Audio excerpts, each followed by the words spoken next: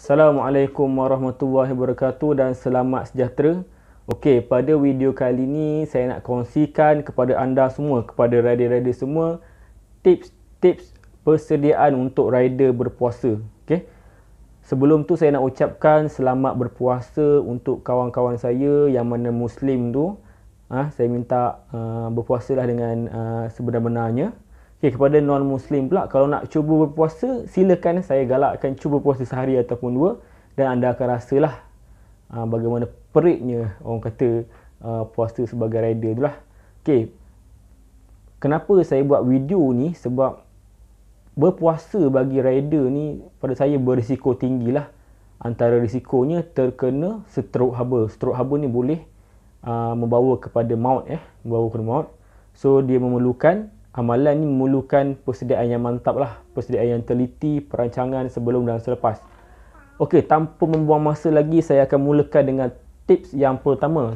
Tips yang pertama adalah tanamkan dalam diri kita azam, tanamkan dalam mindset kita azam nak puasa. Puasa daripada lepas subuh, daripada awal sampailah berbuka maghrib nanti. Okey, kita nak niat juga nak puasa selama 30 hari ataupun 29 hari. Tengok tahun tu, ada tahun 29, ada tahun 30. Okey, itu yang pertama. Yang kedua ini saya cerita pada awal-awal ni adalah persiapan di rumah dulu. Okey, yang kedua adalah minum 1 liter air sebelum tidur. Okey, 1 liter air. Kiranya contoh sekarang ni pukul 10 kan, 10.30 nak tidur. Okey, sekarang ni setengah jam sebelum tidur kita minum air. Minum air 1.0 liter. 1 liter air sebelum tidur. Okey. Itu adalah yang kedua. Yang ketiga adalah tidur lena, Tidur lena. Tidur dalam keadaan selesa, deep sleep selama 5 jam. Okey, 5 jam. Okey, kita semakin meningkat usia ni semakin kurang tidurlah. Kalau macam baby dia tidur 15-16 jam. Kalau umur macam saya ni tidur mungkin 5-6 jam je lah. Banyak kerja lain nak buat. Nak basuh baju ke, nak mandikan anak, nak kemas rumah, nak beribadah dan lain-lainnya lah. Okay, itu adalah yang ketiga. Seterusnya yang keempat adalah bangun sahur. Okay, bangun sahur ni penting sebenarnya. Dia lebih kurang boleh dikatakan pahala puasa tu 100%. 50% daripada pahala puasa tu datang daripada sahur. Okay, kalau tak sahur kita dah hilang dah separuh markah. Tinggal separuh markah lagi je untuk puasa. Okay, jangan lupa bangun sahur. Bangun sahur ni kita kena makanlah benda-benda yang mengenyangkan. Okay, makan nasi ke, makan produk-produk yang berasaskan tepung, spaghetti ke, makaroni, mi. Okay, tengok apa yang anda selera lah. Okay, jangan lupa minum air. Okay, lepas dah makan, dah minum. Okay, seterusnya tips yang kelima. Lepas kita dah sahur tu, kita makan apa semua, kita dah minum, kita ambil sedikit garam. Sedikit garam.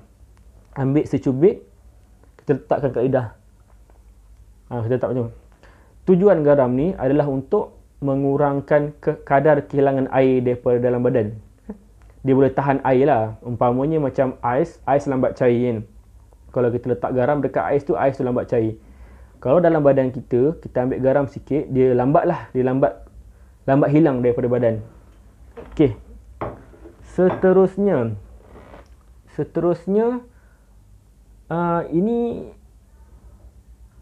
untuk itu persediaan di rumah. Okey, sekarang ni adalah persediaan semasa bekerja.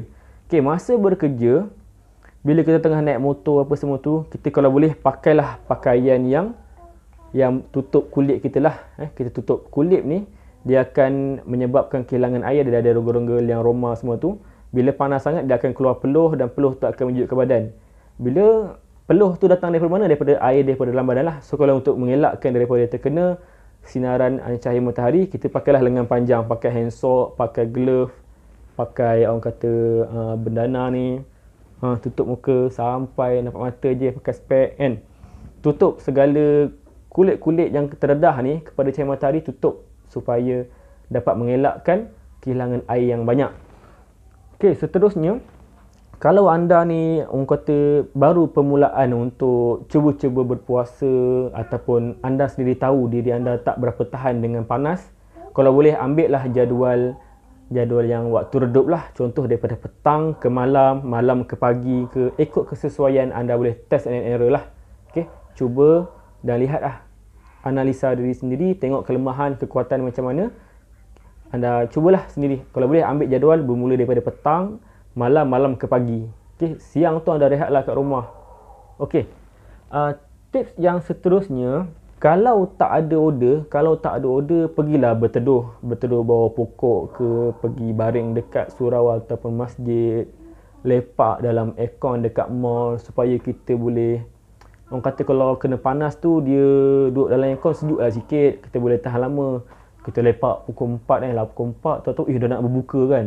Kita boleh lepak pukul 11, tahu-tahu dah pukul 4, rasa semangat sikit kita nak habiskan, lagi 2-3 jam nak berbuka, kita rasa semangat lagi kan.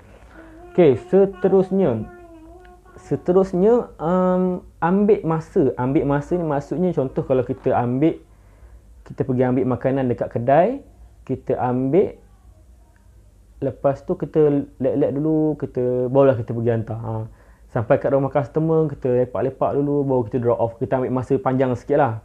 Kalau bulan tak puasa, kita terus pick up atas jalan tu, tekan pick up atas jalan dah siap-siap, belum sampai kedai lagi. Lepas tu kalau kat rumah customer, sebelum sampai rumah customer dah tekan drop off dah. Perangai macam tu kan, kita nak cepat, tergesa-gesa sangat. Tapi kalau bulan puasa, kita panjangkan sikit masa tu. Dah sampai, kita lepak dulu kan. Kita lepak dulu, baru kita drop off. Sampai kedai, kita lepak dulu, baru tekan pick up. Okay. Dan yang terakhir sekali, saya galakkan rider-rider semua, walaupun dalam bulan puasa, untuk bawa air masak lah 1 liter ataupun 1.5 liter, ikut kesesuaian lah. Sebabnya kalau tiba-tiba berlaku kecemasan, anda terus boleh ambil air minum. Okay? Anda boleh basahkan kepala dulu ke, basahkan kulit-kulit, basahkan hand soap, basahkan baju, ambil air ni tuang kat badan kan. Okay, tanda-tanda rider tu perlu berbuka puasa segera. Okay, mula-mula kita akan rasa dahaga kan, tu untuk peringkat pertama lah. Kita rasa dahaga, kita rasa lapar, tu peringkat pertama. Yang kedua, kita akan rasa cramp dekat tangan ni. Rasa cramp dekat tangan kiri, tangan kanan kan. Itu yang kedua. Yang ketiga, kita akan rasa cramp, kita rasa sakit-sakit otot dekat belakang dan peha. Dan yang terakhir sekali, kalau tanda ni ada, anda kena buka segeralah sebelum situasi memburuk. Okay, tanda yang terakhir adalah keliru. Kita dah buka Google Map kan. Google Map tu kata masuk sempang kanan. Tapi bila kita sampai kat sempang tu, kita keliru. Kiri lagi dekat ke kanan lagi dekat? Sedangkan Google Map cakap masuk kanan lagi dekat. Kita dah keliru. Kita dah start keliru sempang. Padahal kita dah biasa dengan jalan tu. Kita dah biasa dengan suasana kat situ. Tiba-tiba dekat sempang tu kita keliru. Kita rasa keliru. Benda tu bahaya. Kalau kita layan yang keliru tu, kita boleh mengundang aksiden lah. Contohnya kalau kita nak memotong kan. Kita nak memotong dekat depan tu ada kereta kan. Kita rasa macam sempat, macam tak sempat. Macam sempat, macam tak sempat. Kita keliru. So, bila kita datang keliru tu dan keliru tu makin menjadi-jadi, makin melampau, pergilah orang kata berbuka dulu. Kalau tak nak berbuka pun, sayang nak puasa tu, katakan dah pukul 6 atau pukul 5 lah. Pukul 5 panas terik kan. Kita sayang nak berbuka, kita ambil air, kita basahkan dulu lah. Basahkan dulu, rehat dulu kan. Kasih jantung tu tenang dulu. Lepas tu, baru teruskan perjalanan. Okey. Itu saja untuk video kali ni. Video perkongsian tips bagaimana menghadapi bulan Ramadan sebagai rider. Okay, alhamdulillah tahun ini adalah tahun ketiga saya bertugas sebagai rider di dalam bulan Ramadan. Okay, antara produk yang saya rasa sangat membantulah ketika sahur ni, yang pertama ni saya rasa ni produk susu kambing lah. Produk susu kambing. Saya pernah dulu cuba produk ni, saya sahur. Saya tak ingat saya puasa atau tak puasa. Mungkin saya sarapan lah. Saya kata anggap saya sarapan. Saya sarapan macchiato ni. Saya sarapan susu kalamek, susu kambing serbuk ni. Saya sarapan, saya minum. Lepas tu alhamdulillah perut saya tak rasa lapar sampailah lebih kurang pukul 4 atau pukul 5. Bila saya tengok jam, pukul 4, pukul 5, baru teringat. Baru ada rasa lapar, baru teringat yang saya ni belum makan tengah hari lagi. Okay, kalau nak tahu pasal susu kambing serbuk ni, boleh tengok dekat description nanti saya letak link. Okey, itu saja daripada saya. Okey, kalau anda berminat untuk menyertai sebahagian daripada komuniti rider Foodpanda ni, kepada mereka yang baru-baru nak mencuba, nak survey dulu, okey, saya ada tinggalkan link dekat bawah tu, boleh klik tengok-tengok. Kalau nak mohon, terus mohon segera.